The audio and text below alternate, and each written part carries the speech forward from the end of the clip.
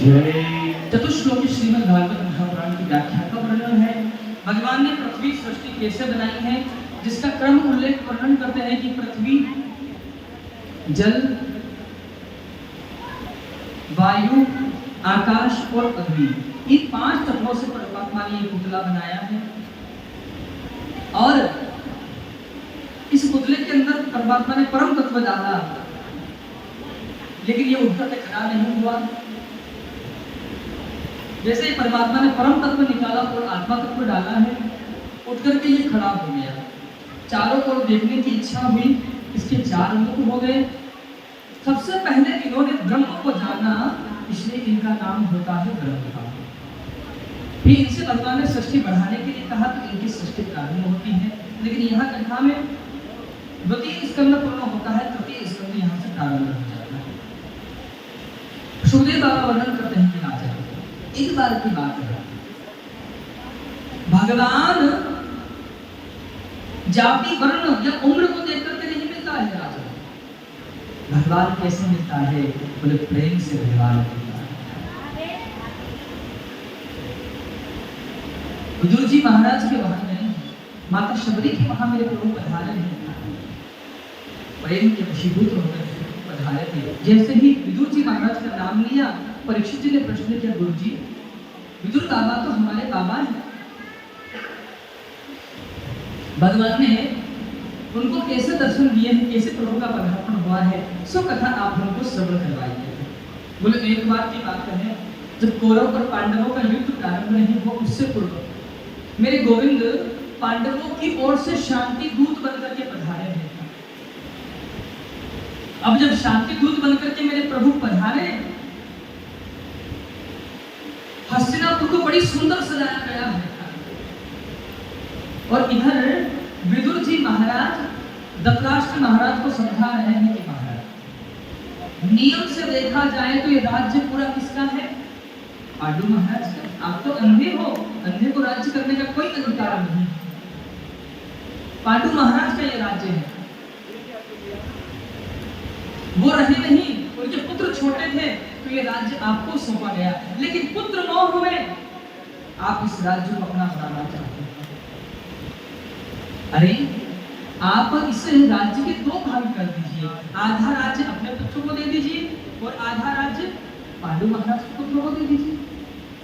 बस यही बात विदुर जी महाराज अपने भ्राता धृतराष्ट्र महाराज को समझा रहे थे। उसी समय यहाँ पर दुर्योधन का पदार्पण हो गया। बोले महाराज काकाश्री, मेरे ही कारण आपको मंत्री पद प्राप्त हुआ है और मेरे ही विषय में आप मेरे पिताजी को भड़का रहे हो। अरे हम चाहें तो आपको मंत्री पद से निकाल सकते हैं। बस यही बात की तो विदुर जी ने कहा, अरे दुर्योधन तू क्या मुझे मंत्री पद से निकालेगा? मैं खुद तेरे यहाँ काम नहीं करना चाहता हूँ। और मंत्री पद को त्याग दिए, अपनी पत्नी विदुरानी को लेकर के विदुर जी महाराज वन में पर्ण कुटी बना करके रहने लगे। लेकिन विदुर बाबा को ये बात को ज्ञान है कि आज हमारे ठाकुर जी महाराज शांति दूत बनकर के पधार रहे हैं। प्रेम से बोले अनुराग है।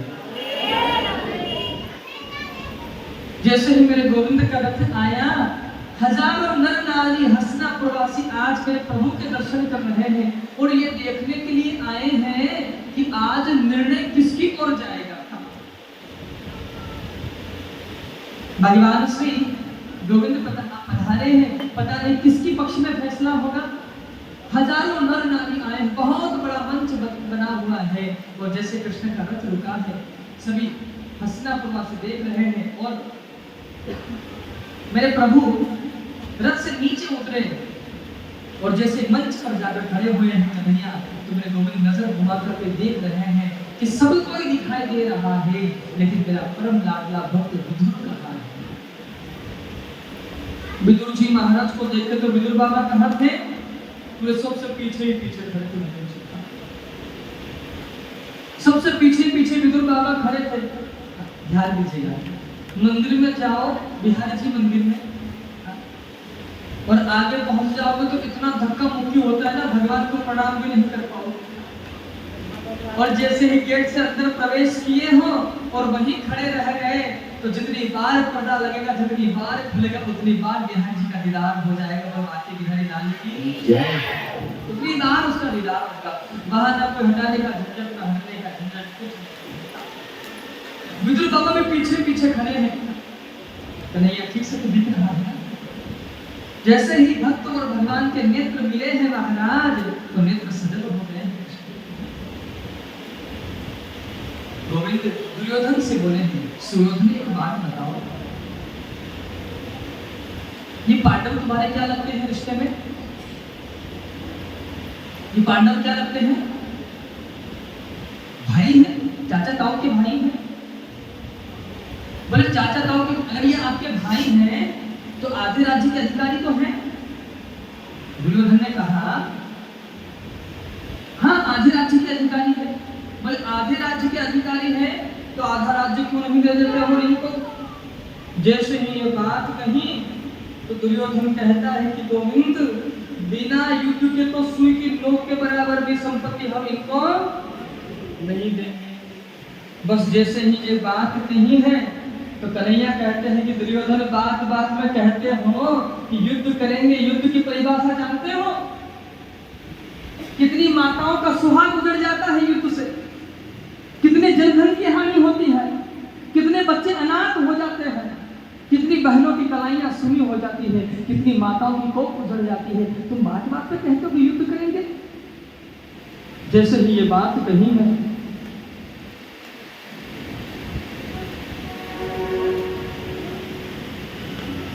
दुर्योधन का हाथ पकड़ लिया धृतराष्ट्र महाराज ने और कहा, अरे शांति दूत से भला ऐसे कौन बात करता है?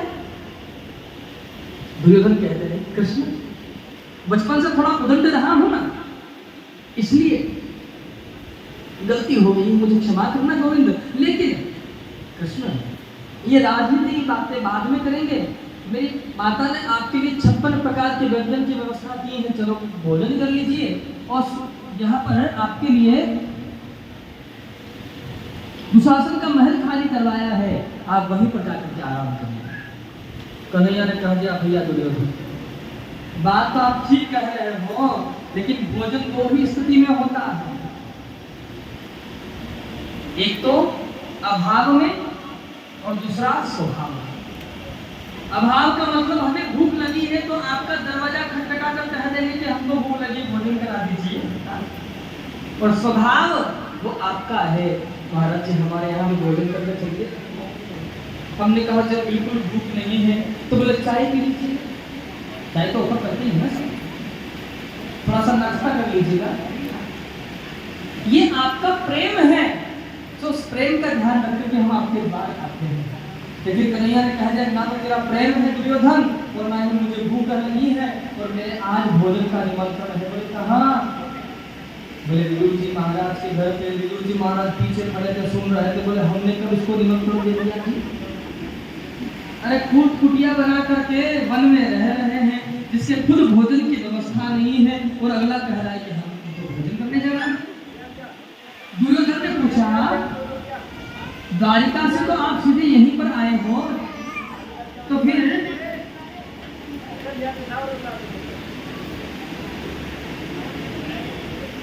आपको विदुर जी महाराज ने निमंत्रण कब दे दिया?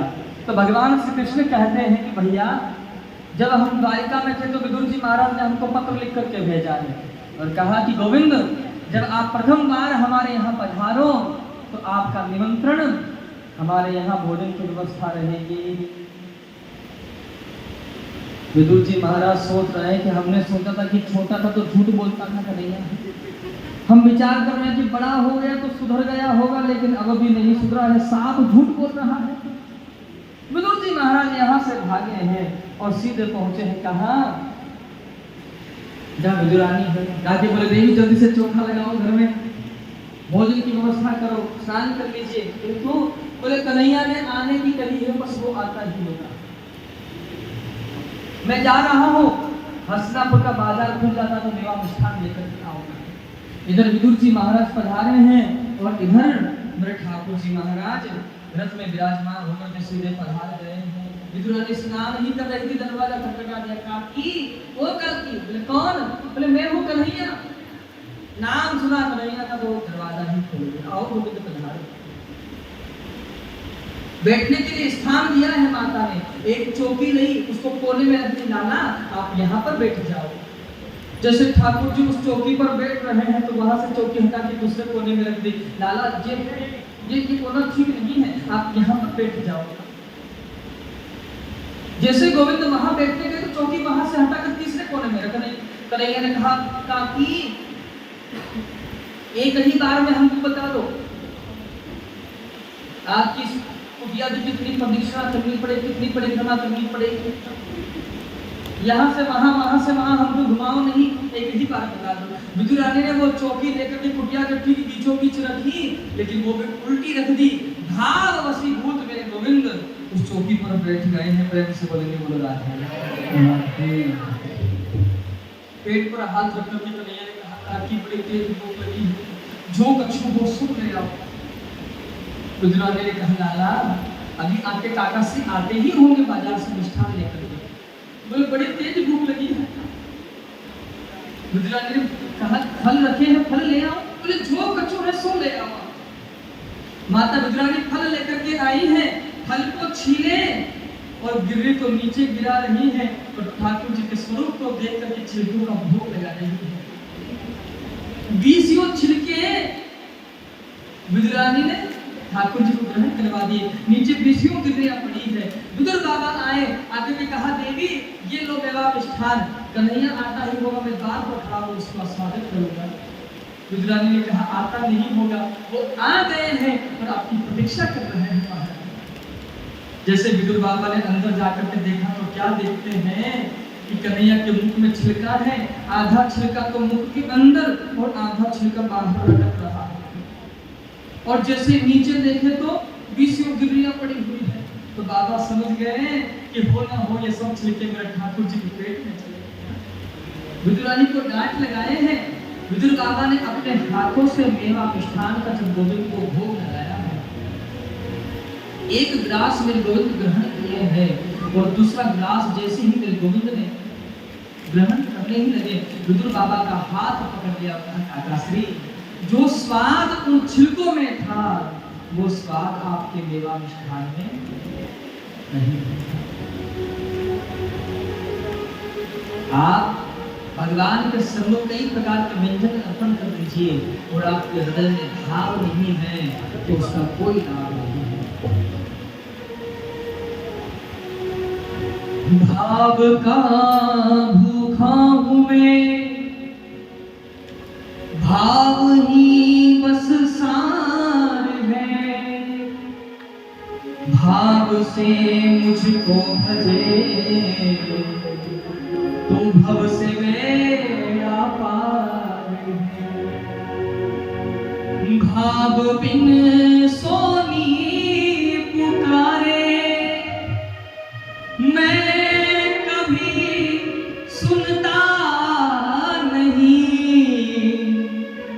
भाव बिन सोनी पुकारे मैं कभी सुनता नहीं, और भाव वाले भक्त का भरपूर मुझे पर प्यार है। भगवान कहते हैं बांध लेते भक्त मुझको प्रेम की जंजीर में, इसलिए धरती पे होता है मेरा अवतार है। कौन कहता कि भगवान आते नहीं, हम उसे भक्ति भावना से कभी खोट हमारे मन में है और हम कहते हैं कि भगवान नहीं आते। आइए मैं भाव के साथ में एक भजन गा करके विदुर रानी ठाकुर जी का भोग लगा रही है, बड़े प्रेम के साथ में भगवान का एक पद गा करके बड़े भाव से। राम रसिया मेरे मन बसिया, प्रेम से भोग लगाओ।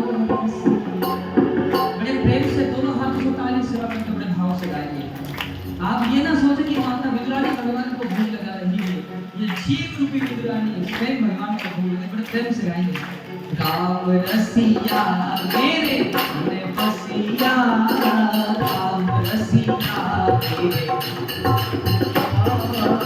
इतना जोर से मत गाना, गला बैठ जाएगा तो घर आपने कैसे करोगे। बड़े प्रेम से गाओ इसको, राम रसिया मेरे मन बसिया, प्रेम से। वो किसी को वक्त देता हो, वो का मतलब है परमात्मा। वो किसी को वक्त देता है, किसी को ताज देता है। राजा बनना भी हर किसी के भाग्य की बात नहीं है, वो ध्यान से सुनिएगा। वो किसी को वक्त देता है, किसी को ताज देता है। बड़े किस्मत वाले होते हैं वो लोग जिन्हें वो सुंदर आवाज देता है। आपकी आवाज को सुना तो मुझे ऐसा लग रहा है कि विधाता ने कोयल के कंठ से आवाज निकाल करके आप सबको दे दी। और अगर आपने उस आवाज का उपयोग नहीं किया तो फिर वो आवाज नहीं देता है। मेरे प्रेम से गाएंगे, क्या गाएंगे?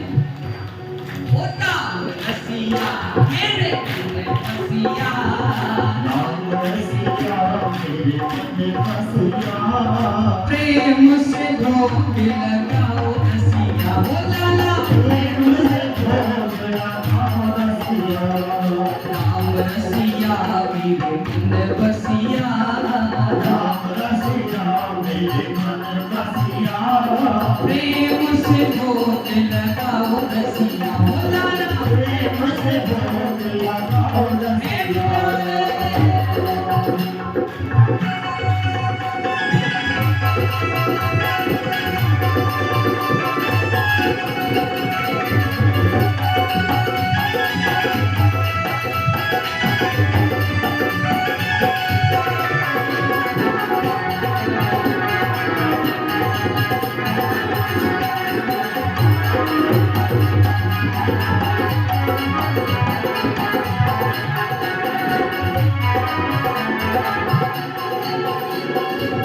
शबरी के बेर सुदामा के तंदुल, सुदामा के तो चावल को कन्हैया बिना बनाए ही खा गया, बनाने का भी आवश्यकता नहीं समझी। तो उससे तो बढ़िया ही हमारे भाव है, उससे तो ठीक ही हमारा व्यंजन है। शबरी के बेर सुदामा के तंदुल, शबरी के बेर सुदामा के तंदुल, शबरी के बेर सुदामा के तंदुल, शबरी के बेर सुदामा के तंदुल, रुचि रुचि भोग लगाओ रसिया, ओ लाला रुचि रुचि भोग लगाओ रसिया, राम रसिया मेरे मन बसिया, राम रसिया मेरे मन बसिया, प्रेम से भोग लगाओ रसिया, प्रेम से भोग लगाओ रसिया, ओ लाला प्रेम से भोग लगाओ रसिया, ओ लाला प्रेम से भोग लगाओ। हे हरि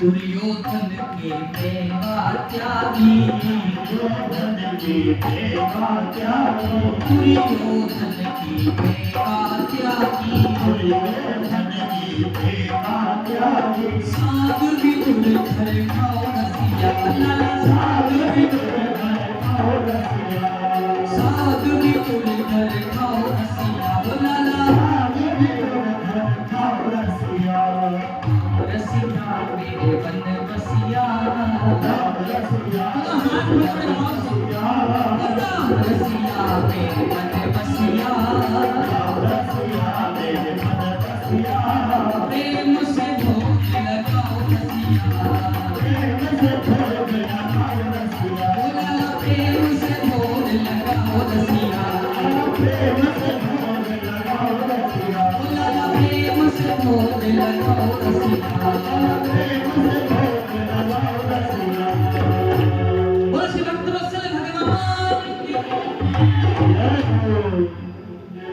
ऐसी अलौकिक कथा का यहाँ निरूपण वर्णन करते हैं विदुर जी महाराज का और उद्धव जी महाराज का संवाद होता है।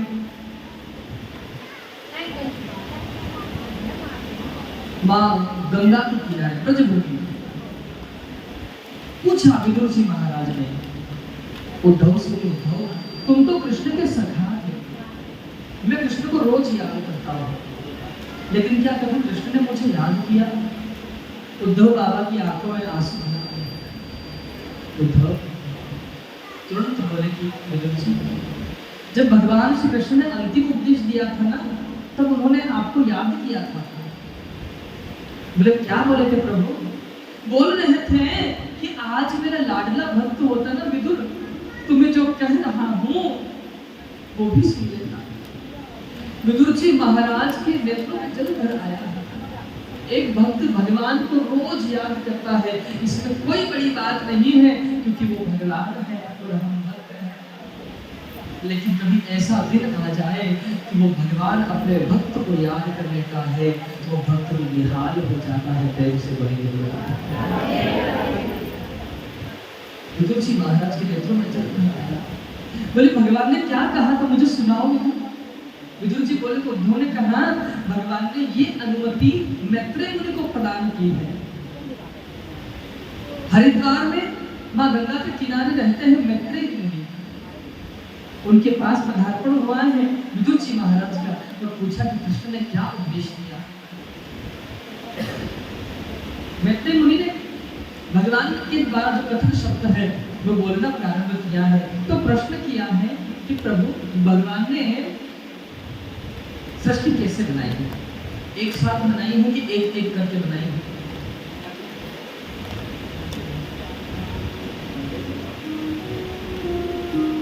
प्रेम से बोलेंगे बोलान होगा।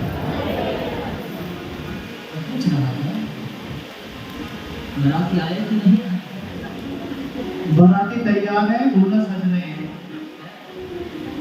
बारात कहाँ तक पहुंचे? कुर्बानी करने के लिए चलेंगे ना? अरे सब तो मिला दो, बदल मत जाना। जन्माष्टमी में बैठी है। थोड़ा साफ ना भाई, प्रेम से बोलेंगे बोला राधे राधे राधे।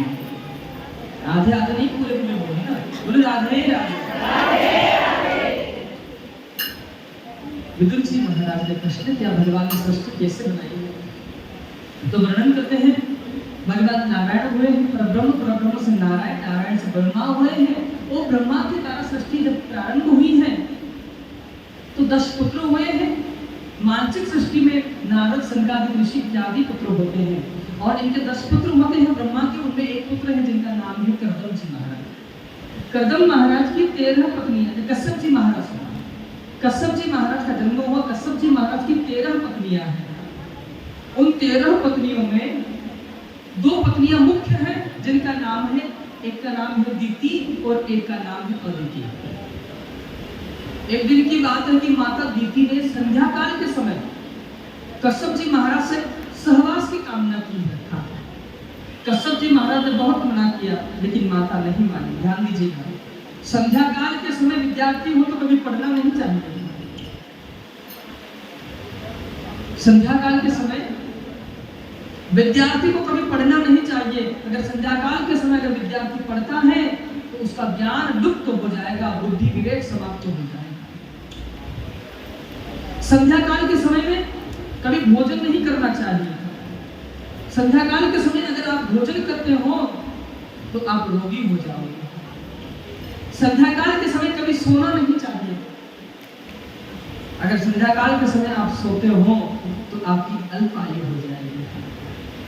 माता नहीं मानी, सहवास किया, परिणाम स्वरूप गर्भवती हुई है, और गर्भ में 2 व्यक्ति आए हैं जिनका नाम हिरण्याक्ष और हिरण्यकश्यप। माता के द्वारा 2 पुत्रों का जन्म हुआ है।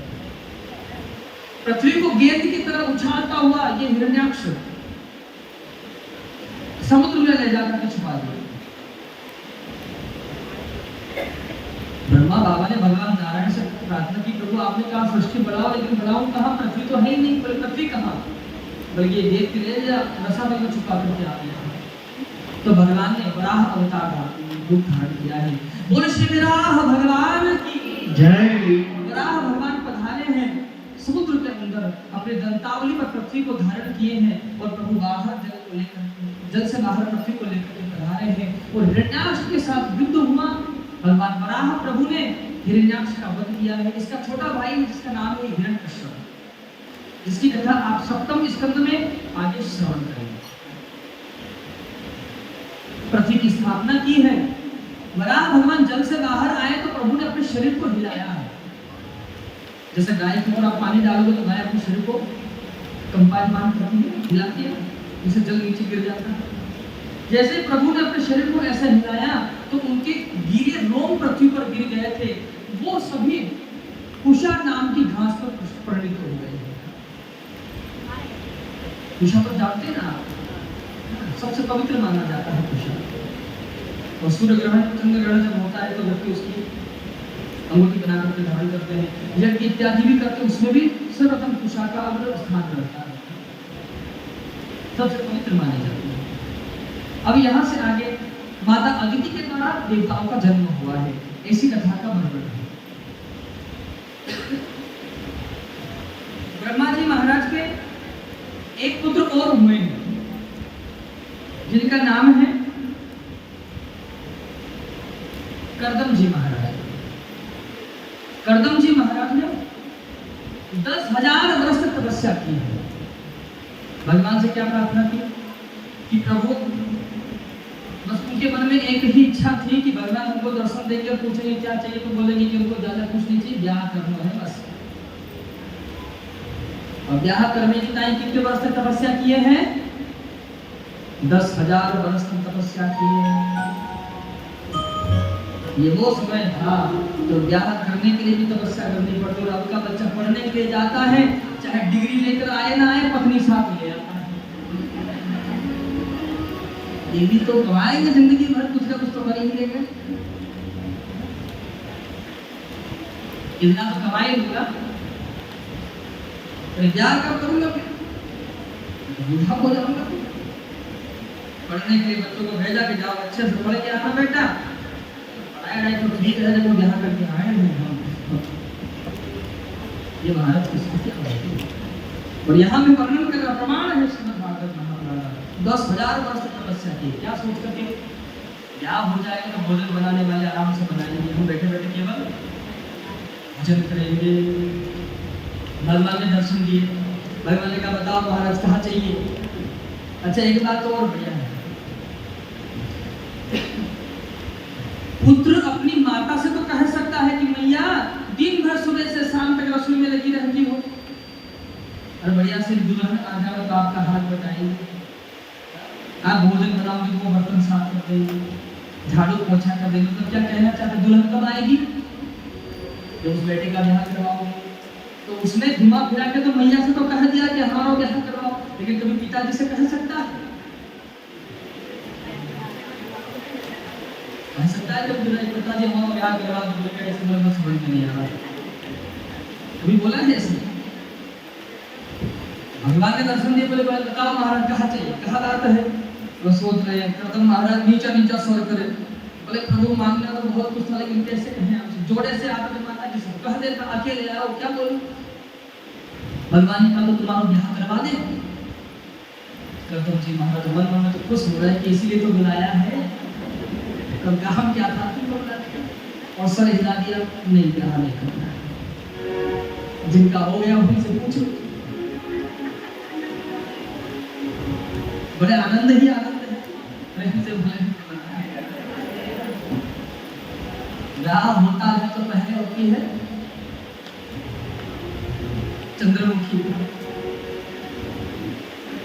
पहला करवा चौथ आता है, देखो आप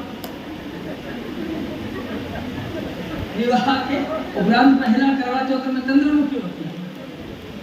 शादी की एनिवर्सरी आ जाती है तो सूरजमुखी हो जाती है, कभी कभी आग भी दिखा देती है। सूरज 4 महीने तो शीतल रहता है और 4 महीने काटने को दौड़ता है। ठंडी के दिन में सूरज कितना अच्छा लगता है, बैठ जाते हैं उसके सामने, और गर्मी के दिन में बैठ जाओ। एनिवर्सरी आ गई तो क्या हो गई वो सूरजमुखी। और महाराज जैसे 2-4 साल शादी के हो जाए, 2-4 मुन्ने से हो जाए, फिर तो ज्वालामुखी हो जाती है ना, कुछ कहो कि फटती है सीधे। खैर वो आपके यहाँ नहीं होता है।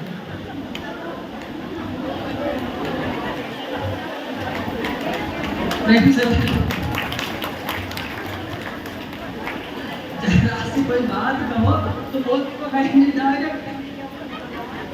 फिर आपके यहाँ इस बात तो उत्तर प्रदेश को छोड़ करके बात करें, यहाँ तो सब माता सती सावित्री, माता अनुसुईया के चरित्र को चरितार्थ करने वाली माताएं हैं। आपके क्या ठिकाने जी प्रेम से बोलेंगे बोलना हंसना पुण्य है और हंसाना परम पुण्य है। मैं सोचता हूँ मैं प्रमाण दे रहा हूँ, मैं तो बाइक भूल गया तो तब वो सभी बात हो जाती है। आज सुबह ही पढ़ रहा था तो उसमें वर्णन आया, माता जानकी रावण के वहां पर थी, बड़ी उदास बैठी हुई थी, चारों ओर उसे सब काटने को दौड़ रहे हैं, जैसे तैसे अपने प्राण बचा करके भगवान के राघव का स्वरूप अपनी आंखों के पलकों में छुपा कर कपाट बंद करके बैठी है जैसे तैसे। उसी समय रावण माता जानकी को डराता है और हनुमान जी महाराज पत्तों में छिप करके देख रहे हैं। रावण उत्सव के जाने के पश्चात हनुमान जी महाराज ने रामचंद्र गुण वर्णन में लागा, जैसे राम जी कथा सुनाई है तो माता जानकी के दुख का नाश हो गया। ये भगवान के नाम का प्रताप है कि रोता हुआ भी कोई भगवान की शरण में आ जाता है या भगवान की कथा श्रवण करता है तो वो मुस्कुराने लगता है। प्रेम से बोलेंगे अभी तो आप मुस्कुरा रहे हो ना, ये इस कथा का प्रभाव है जी कि गोविंद के शरण में बैठे हो इसलिए मुस्कुरा रहे हो, तो दुनिया ही काटने को बोल रही। भगवान से बोले कि प्रभु, भगवान ने कहा अरे हम तो तुम्हारा संबंध करके आ गए और आप मना कर रहे हो कि ब्याह नहीं करेंगे, तो तुरंत पॉइंट पर हम लोग बताओ कहाँ संबंध करके आए हो। बोले कि स्वयंभू मनु है, उनकी 5 संतानें हैं, 3 कन्याएं और 2 पुत्र हैं, आकृति, देवहूति और प्रसूति। माता देवहूति के साथ में हम संबंध करके आ गए और आप ब्याह नहीं करोगे तो हमारी तो बात खराब हो जाएगी। करदम महाराज ने कहा कि चिंता न करो, अगर ऐसी बात है तो हम ब्याह कर लेंगे, लेकिन एक बात करें। बोले क्या? हमारे यहाँ बेटा बन करके आपको आना पड़ेगा। भगवान ने कहा ठीक है जी आएंगे। अब माता देवहूति के साथ में करदम महाराज का विवाह हो गया, गृहस्थ में प्रवेश किए। अब बेटा तो हुआ नहीं और 9 कन्याएं का जन्म हो गया। करदम महाराज ने कहा झूठ बोलते हो हमसे।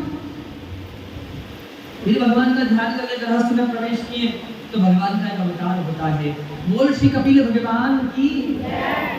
अपनी 9 कन्याओं का विवाह करदम महाराज करते हैं।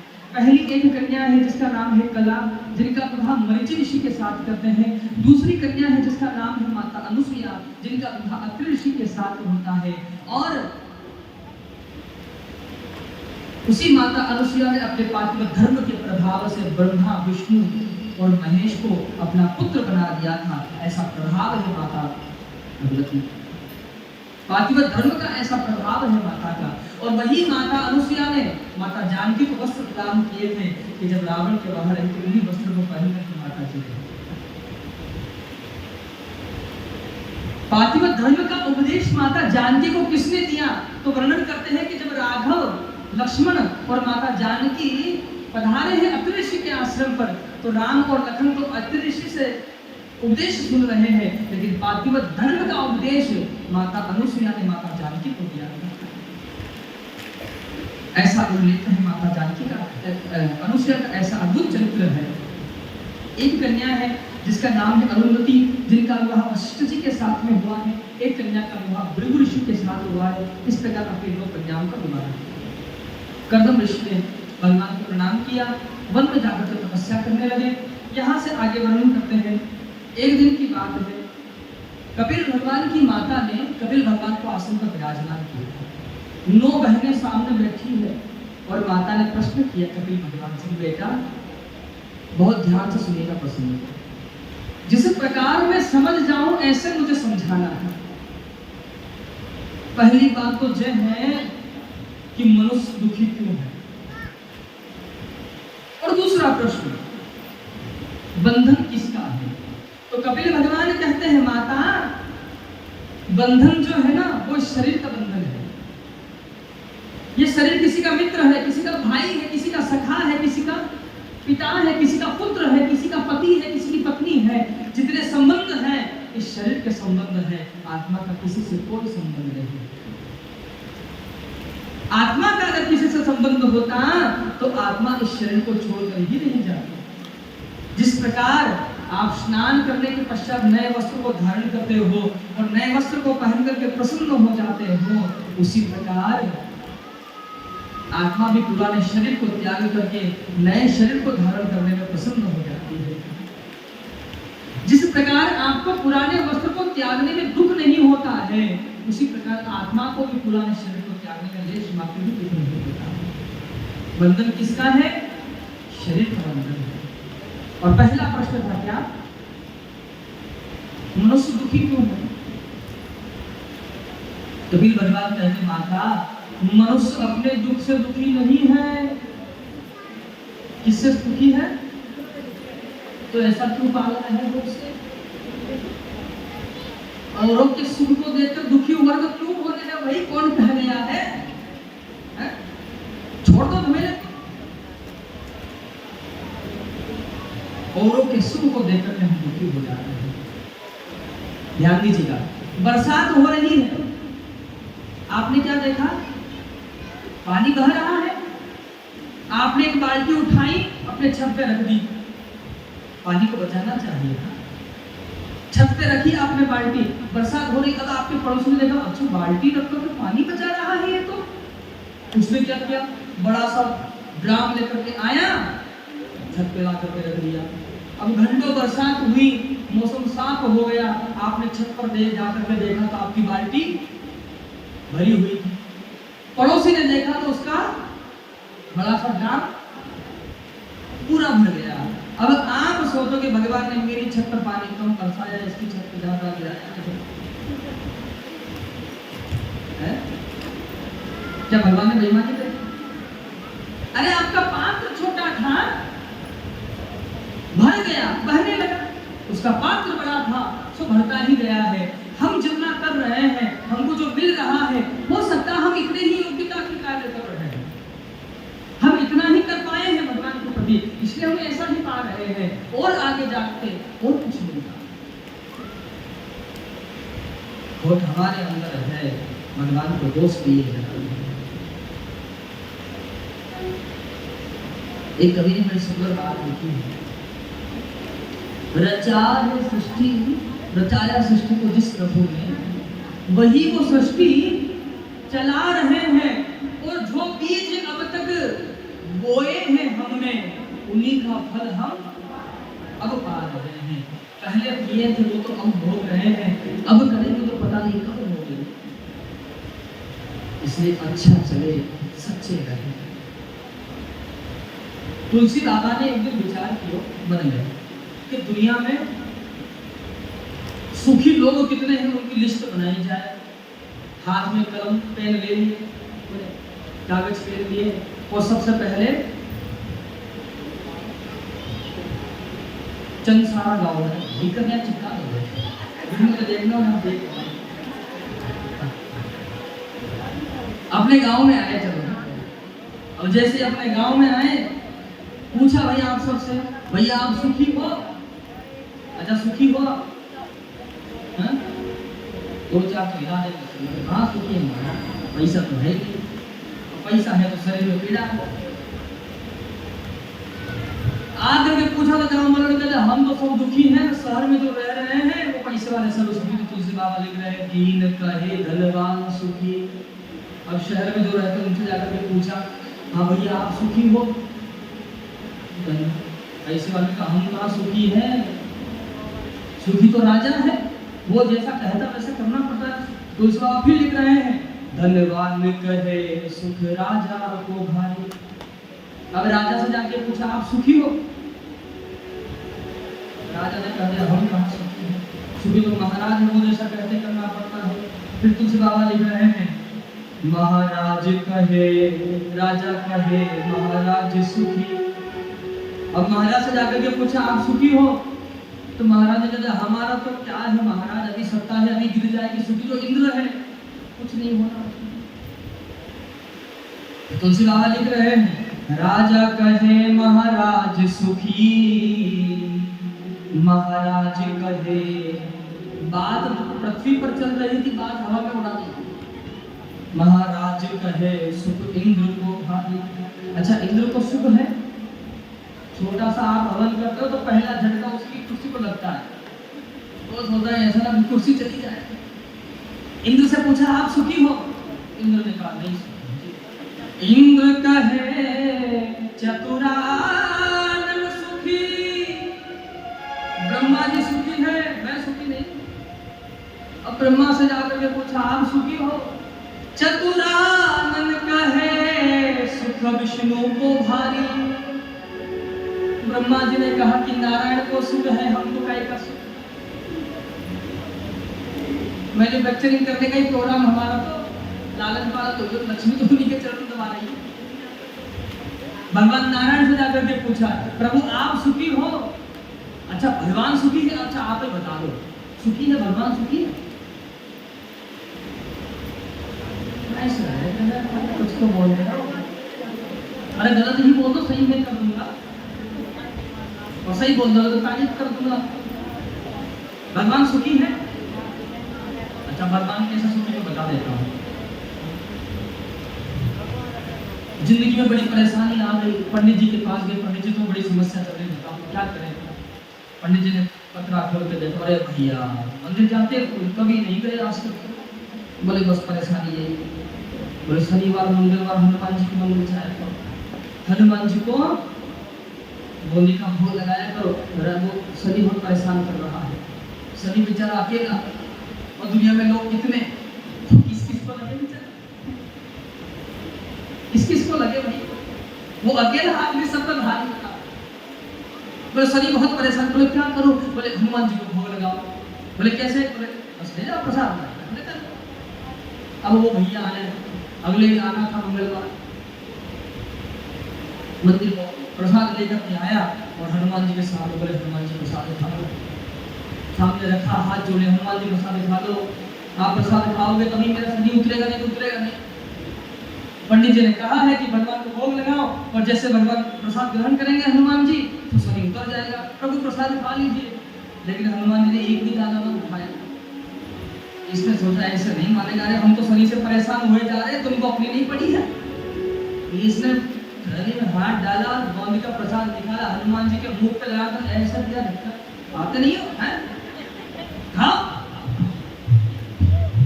अब तो उतरेगा शनि के नहीं उतरेगा बताओ, हैं? अब शनि का सारे ग्रह उतर जाएंगे। अब वो प्रसाद, उसके मन में संतोष हो गया कि हाँ भाई हमने भोग लगा दिया, प्रसाद लेकर सब में बांटा। अब उसके जाने के बाद में चींटियां आई है, बड़े बड़े चेटे आए हैं, मधुमक्खी आई है, अब हनुमान जी के मुंह पर भिन भिना रही है। बताओ भगवान सुखी है?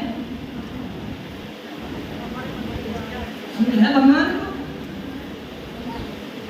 ऐसी दुर्गति हो गई उनकी, बहुत सोचे कि शनि का तेरे को एक भी ग्रह नहीं लग सकता है प्यारे। शनि भी सोच रहा कि बताओ लगा मैं, और परिणाम हनुमान को, अगर ये प्रसाद मेरे को चढ़ा देता तो पता नहीं मेरा क्या होता।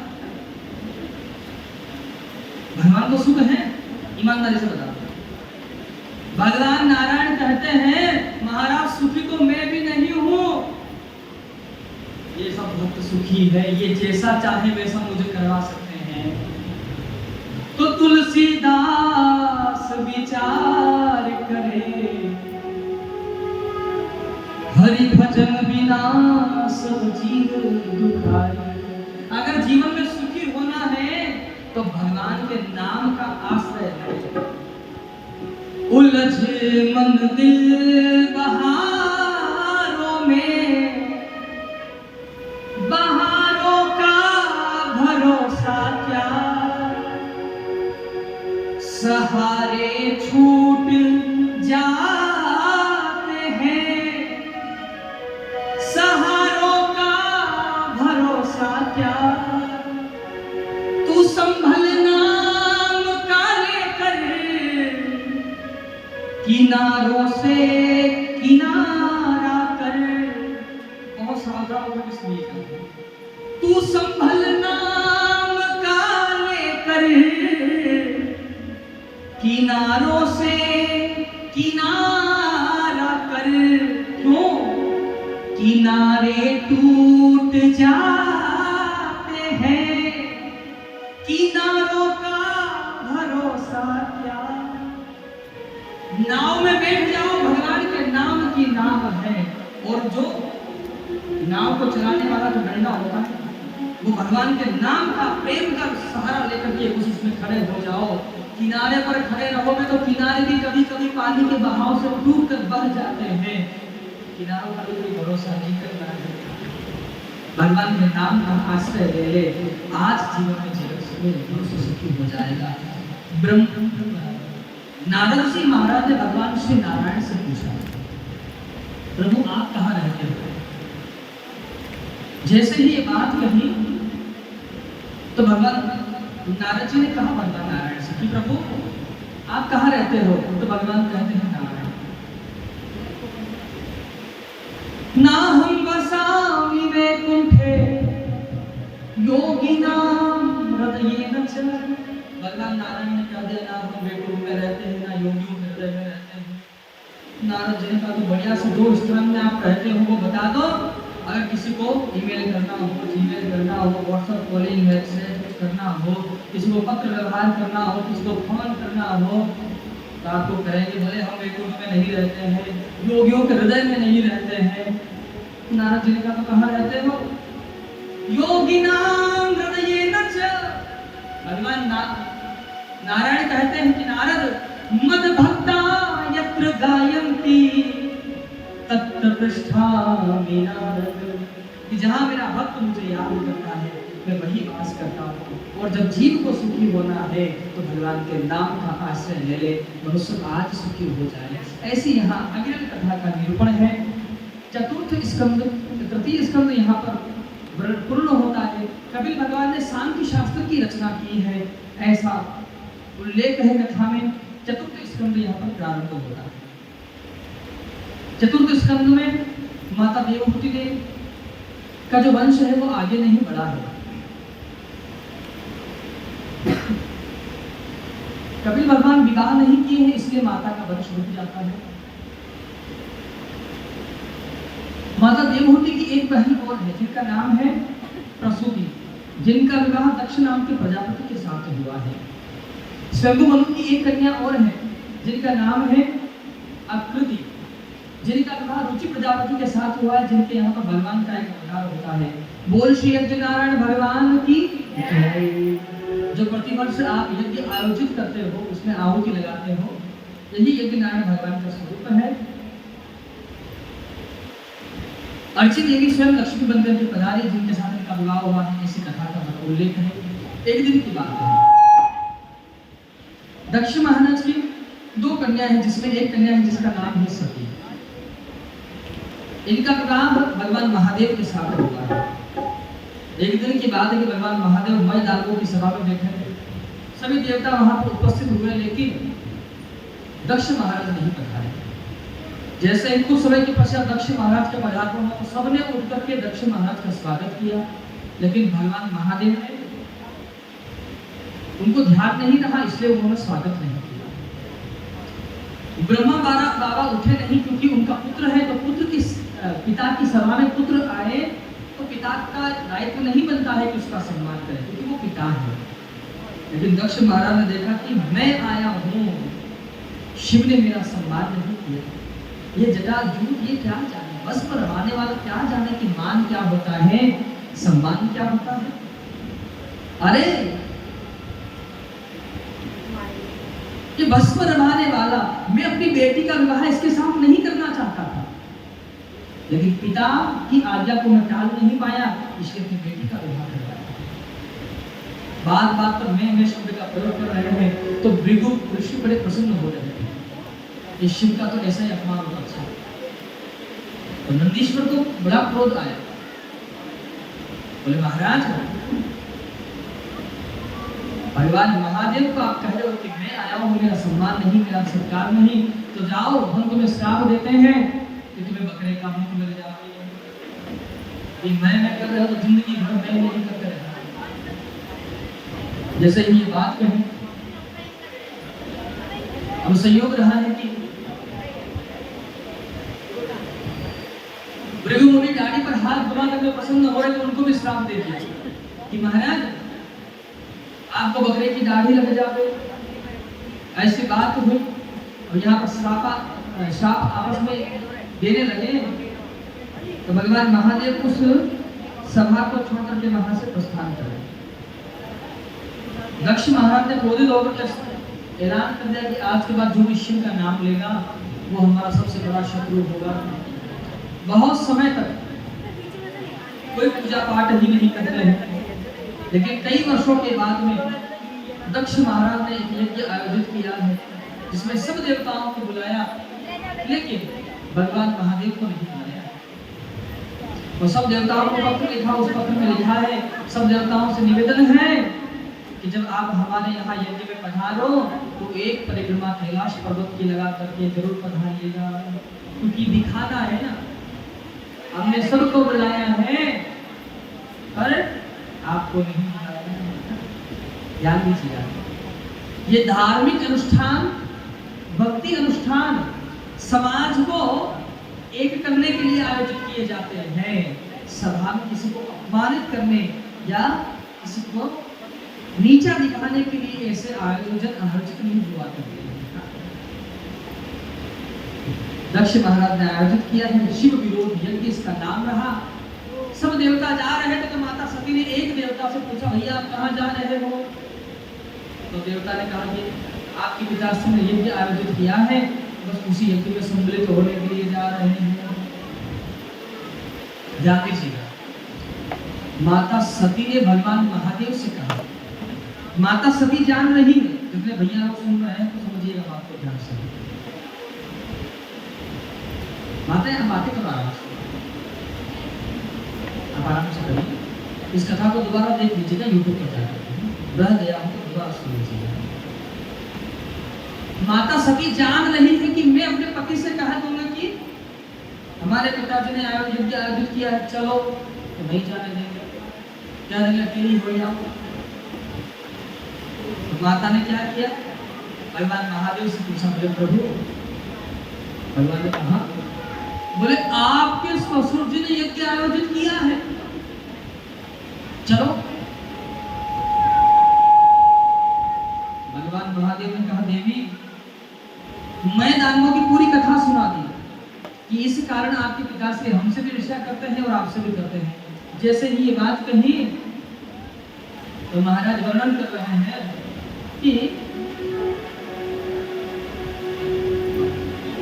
माता सती ने कहा, पिता के द्वार कभी निमंत्रण की आवश्यकता नहीं होती है,